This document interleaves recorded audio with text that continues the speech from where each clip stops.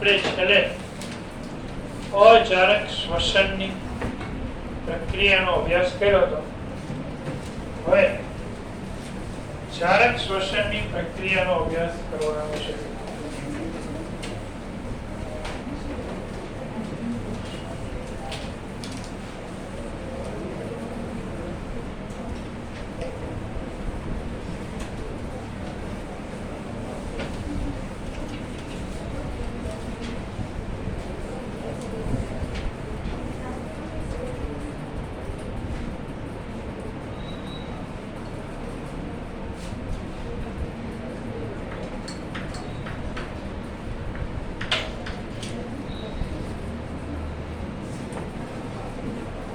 જારક શ્વસન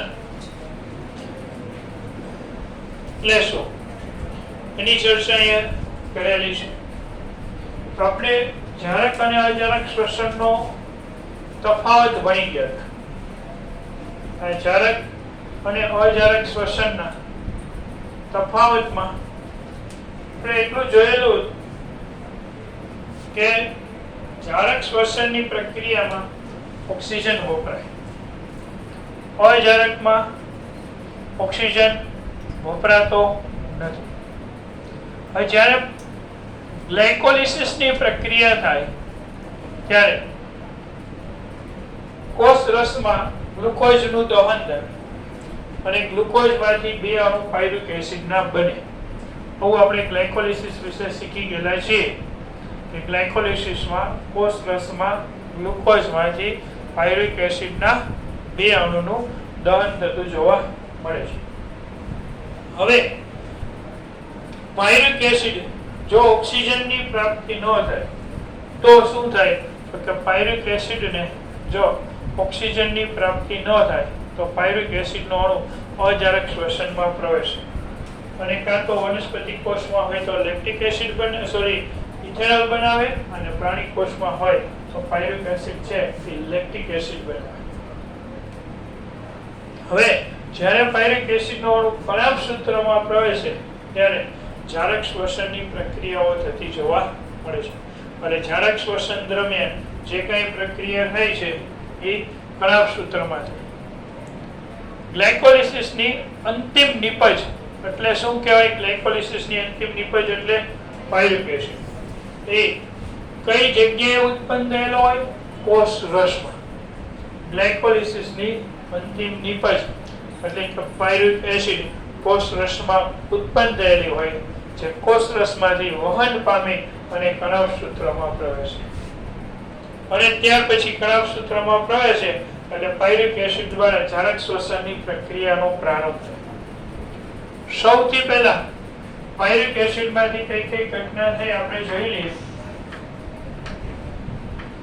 pyruvate acid સૌથી પહેલા ડિહાઇડ્રોજિનેશન થાય.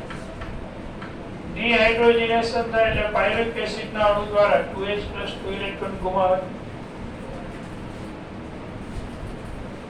અથવા તેને ઓક્સિડેશન પણ કહેવાય. 2H+2 ઇલેક્ટ્રોન ગયા એટલે ઓક્સિડેશન કહેવાય, ઇલેક્ટ્રોન ગુમાવવાની ક્રિયા.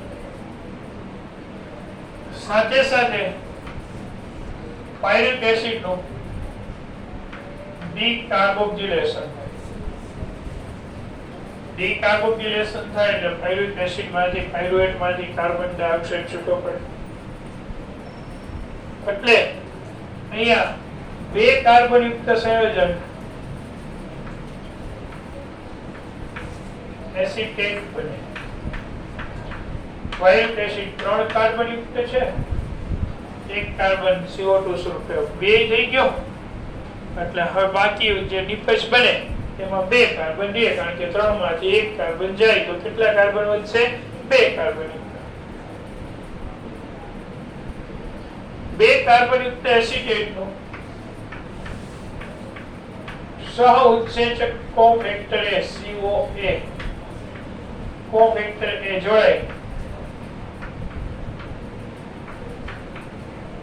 અને એસિટાઇલ કોએન્ઝાઇમ A બનાવે. એસિટાઇલ COA એસિટાઇલ કોએન્ઝાઇમ A બને અને એસિટાઇલ કોએન્ઝાઇમ A હવે કણાભ સૂત્રમાં આગળ ઉપર પ્રક્રિયા કરવા માટે ક્રેબ્સ ચક્રની અંદર પ્રવેશે. એસિટાઇલ કોએન્ઝાઇમ એ કઈ જગ્યાએ પ્રવેશે? ક્રેબ્સ ચક્રમાં પ્રવેશે.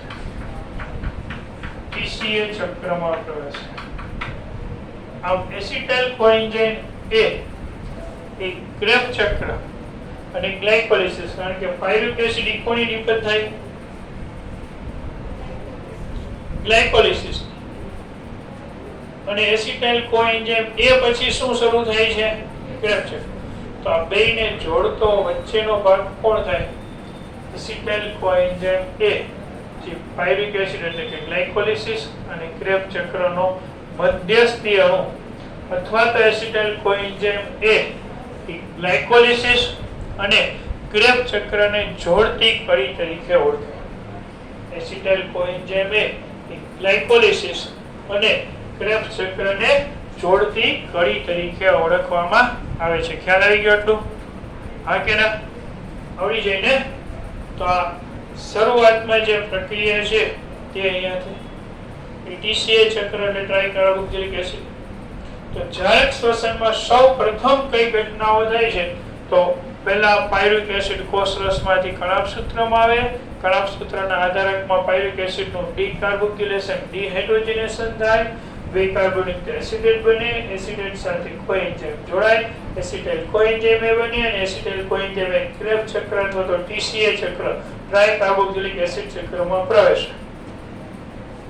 બરાબર? આ છૂટા પડેલા 2H+2 ઇલેક્ટ્રોન NAD+ દ્વારા સ્વીકારાય અને એમાંથી NADH અને H+ નું નિર્માણ થાય.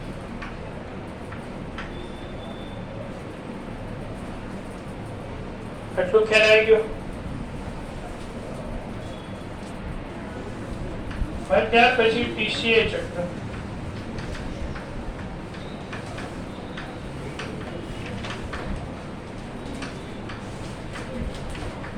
ટ્રાઇકાર્બોક્સિલિક એસિડ ચક્ર.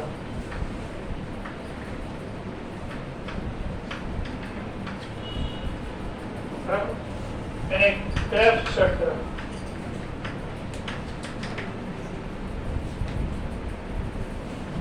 T એટલે ટ્રાઈ, C એટલે કાર્બોક્સિલિક, A એટલે એસિડ. 3 COOH સમૂહ ધરાવતા એસિડ આ પ્રક્રિયામાં મુખ્ય ભાગ લે છે. એટલા માટે એને TCA ચક્ર તરીકે ઓળખાય છે. આ પ્રક્રિયાની શોધ હેન્સ ક્રેબ નામના વૈજ્ઞાનિક દ્વારા થઈ હતી. હેન્સ ક્રેબ્સ દ્વારા પ્રક્રિયાની શોધ કણાભસૂત્રમાં થયેલી હતી. એટલા માટે એને ક્રેબ્સ ચક્ર તરીકે ઓળખાય છે. પછી આ પ્રક્રિયાનું હજી એક નામ આપણે આપીએ, સાઇટ્રિક એસિડ ચક્ર. કારણ કે આ પ્રક્રિયાની પ્રથમ નિપજ સાઇટ્રિક એસિડ બને છે. એટલા માટે આ પ્રક્રિયાને સાઇટ્રિક એસિડ ચક્ર તરીકે ઓળખાય.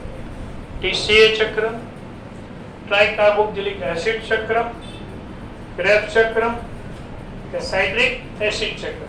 TCA ચક્ર તો કે માં ભાગ લેતા કાર્બનિક એસિડોમાં મોટા ભાગના એસિડ કેટલા COOH સમૂહ ધરાવે છે? 3. ક્રેબ્સ ચક્ર તો કે ની શોધ હેન્સ ક્રેબે કરેલી છે.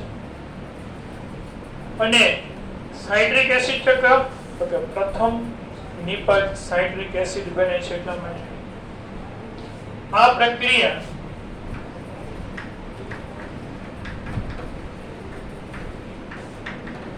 કણાભસૂત્રના આધારક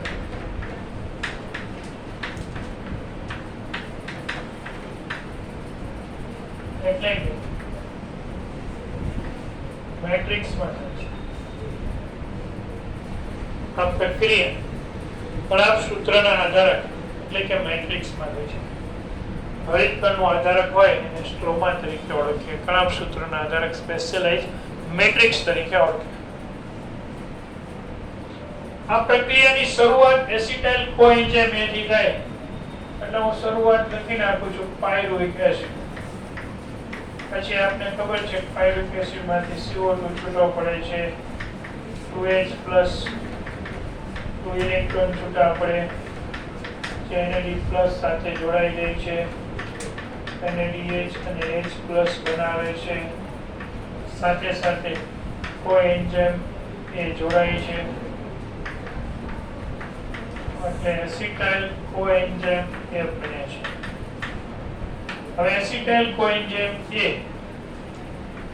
ઉપજેલો એસિટિક એસિડ અને પાણી એસિટાઇલ સમૂહ સાથે પાણી અને 4 કાર્બન યુક્ત ઉપજેલા એસિટિક એસિડના અણુની પ્રક્રિયા એસિટેટ ક્રિયાશીલ સમૂહ સાથે એસિટેટ કેટલા કાર્બન યુક્ત ક્રિયાશીલ સમૂહ છે 2 કાર્બન આ કેટલા કાર્બન યુક્ત છે ઉપજેલા એસિટિક એસિડ આપણે આવી ગયું કેટલા કાર્બન યુક્ત છે 4 2 કાર્બન યુક્ત એસિટેટ 4 કાર્બન યુક્ત ઉપજેલા એસિટિક એસિડ પાણી સાથે પ્રક્રિયા કરી જોડાણ દર્શાવી અને પ્રક્રિયા કરશે અને એના પરિણામ સ્વરૂપે સૌથી પહેલા સાઇટ્રિક એસિડ બનાવશે આ દરમિયાન કોએન્ઝાઇમ એ છૂટું પડશે અને પહેલી નિપજ આ રીતના સાઇટ્રિક એસિડ બનતી હોવાથી આ પ્રક્રિયાને કયા નામે ઓળખાય છે સાઇટ્રિક એસિડ ચક્ર કહે સાઇટ્રિક એસિડ એના સમઘટક આઇસોસાઇટ્રિક એસિડમાં ફેરવાય સાઇટ્રિક એસિડ છે એના સમઘટક કેમાં ફેરવાય છે આઇસોસાઇટ્રિક એસિડ અને આઇસોસાઇટ્રિક એસિડ ડિહાઇડ્રોજનેશન પ્રક્રિયા દર્શાવે એટલે NAD+ નું રૂપાંતર છે ત્યાં NADH + H+ માં થાય સાથે સાથે એમાંથી CO2 પણ છૂટા પડે અને આ રીતે આઇસોસાઇટ્રિક એસિડમાંથી 5 કાર્બન યુક્ત આલ્ફા કીટો ગ્લુટેરિક એસિડ બને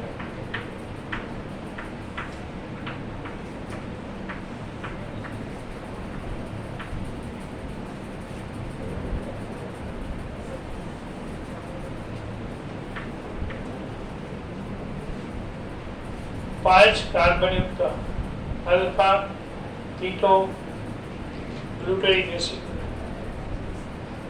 એટલું ક્લિયર કરી દઈ ગયું રેડી બધાને સૌપ્રથમ પ્રક્રિયા કોનાથી શરૂ થાય એસિટાઇલ કોએન્ઝાઇમ અને પાણી અને ઓક્ઝેલો એસિડિક એસિડ એની પ્રક્રિયા થાય એટલે પહેલું સંયોજન બને સાઇટ્રિક એસિડ એના સમઘટક આઇસોસાઇટ્રિક એસિડમાં ફેરવાય આઇસોસાઇટ્રિક એસિડ ડીકાર્બોક્સિલેશન અને ડીહાઇડ્રોજનેશન દર્શાવે CO2 છૂટા પડે સાઇટ્રિક એસિડ 6 કાર્બન યુક્ત C6 આઇસોસાઇટ્રિક એ 6 કાર્બન યુક્ત C6 આ કેટલા કાર્બન યુક્ત સંયોજન 5 કારણ તો કે એમાંથી એક CO2 થઈ ગયો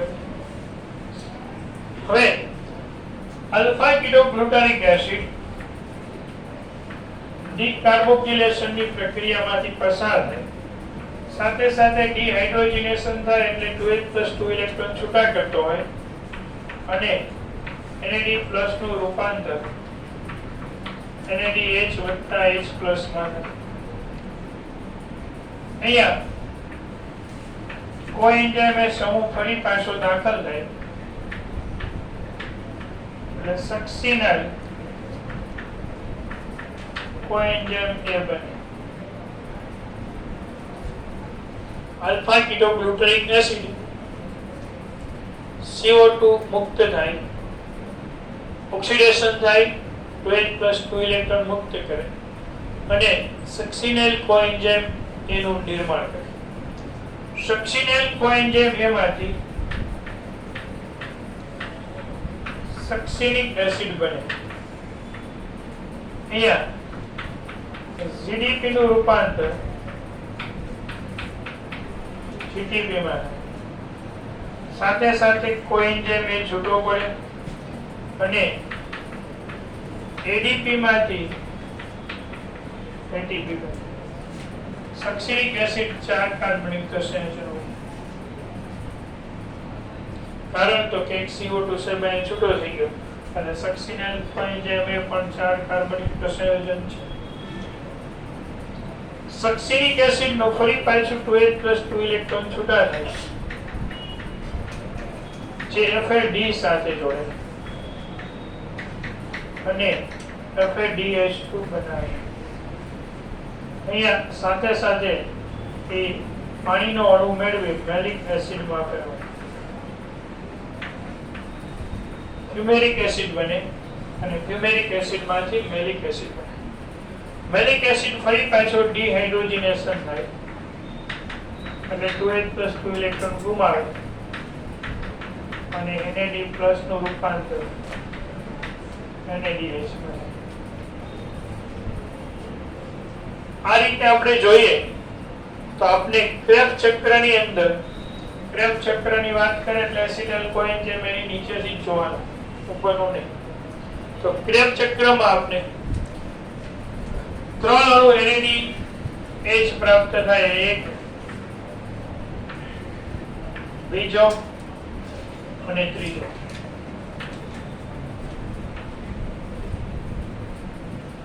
એક અણુ FAD પ્રાપ્ત થાય, એક ATP બને અને CO2 ના 2 અણુઓ મળશે.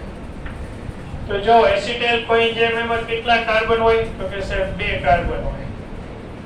બે CO2 છૂટા પડી ગયા એટલે પૂર્ણ દહન થઈ ગયું. જેટલા કાર્બન હોય એટલા CO2 છૂટા પડે ત્યારે એ પરમાણુનું પૂર્ણ દહન થયેલું કહેવાય. એટલે ક્રેબ્સ ચક્ર પૂર્ણ દહન થતી પ્રક્રિયા છે. એટલે આપણે જો ક્રેબ્સ ચક્રનું સમીકરણ જોઈએ તો પાયરિક એસિડ થી શરૂઆત કરીએ એટલે આપણને એમાંથી પાયરિક એસિડ માંથી બરાબર છે 3 CO2 મળશે. તો પાયરિક એસિડ થી જો એક, બીજો અને ત્રીજો 3 CO2 મળે. પછી 4 NADH વપરાય, એક પાયરિક એસિડ છે. તો પાયરિક એસિડ માંથી નિપજ તરીકે મળશે 3 CO2. હું જે સમીકરણ આપ્યું છે એને પ્રત્યેક સ્ટેપને ખોલીને બતાવું છું. પછી 4 NAD+ છે તો સામે 4 NADH વત્તા H+ આપણે મળે છે. 1 2 3 અને 4, એક બહારનો અને 3 ચક્રની અંદર. ત્યાર પછી એક FADH છે એટલે એક આપને શું મળે છે FADH2 પ્રાપ્ત થતું જોવા મળે છે. એક FADH છે એટલે એક શું પ્રાપ્ત થાય છે FADH2. બે પાણી દાખલ થાય છે જો એક અહીંયા અને અહીંયા એટલે બે H2O વપરાતા જોવા મળે છે. બરાબર છે. અને અહીંયા ADP માંથી ATP બને છે એટલે આ બાજુ ADP અને ફોસ્ફેટ હોય એ જોડાઈ જાય એટલે શું બને. તો આ પ્રકારે આપણે જારક શ્વસન ક્રેબ્સ ચક્રનું સમીકરણ બને. આ બાજુના પ્રક્રિયકો થઈ ગયા, આ બાજુનું બધું શું થઈ ગયું. આટલું ખ્યાલ આવી જાય કે આવી જાય બધાને? હા કે ના? તો અહીંયા પ્રક્રિયા. હવે આપણને પ્રશ્ન આવી જાય આ પ્રક્રિયામાં ગ્લુકોઝનું પૂર્ણ દહન થઈ ગયું. એક ગ્લુકોઝ માટે કેટલા ક્રેબ્સ ચક્ર જોશે? 2. કારણ કે એક ગ્લુકોઝ માંથી પાયરુવિક એસિડ 2 બને અને 2 પાયરુવિક એસિડ માંથી સ્વતંત્ર પ્રક્રિયા એટલે એક ગ્લુકોઝ માંથી કેટલા ક્રેબ્સ ચક્ર જોઈએ? 2 ક્રેબ્સ ચક્ર જોઈએ. આટલું આવડી જાય અને આ પ્રકારે આખી સાયક્લિક પ્રક્રિયા થતી જોવા મળે. પૂર્ણ દહન થઈ જાય પણ હજી શક્તિ આપણને વધારે છૂટી પડી. એ શક્તિ આ NAD અને FAD ના અણુઓ પાસે છે. જ્યારે એનું ઓક્સિડેશન થશે બરાબર છે ત્યારે એમાંથી શક્તિ છૂટી પડતી જોવા મળે. એટલું તો આ ક્રેબ્સ ચક્રની ચર્ચા અહીંયા પૂર્ણ થઈ.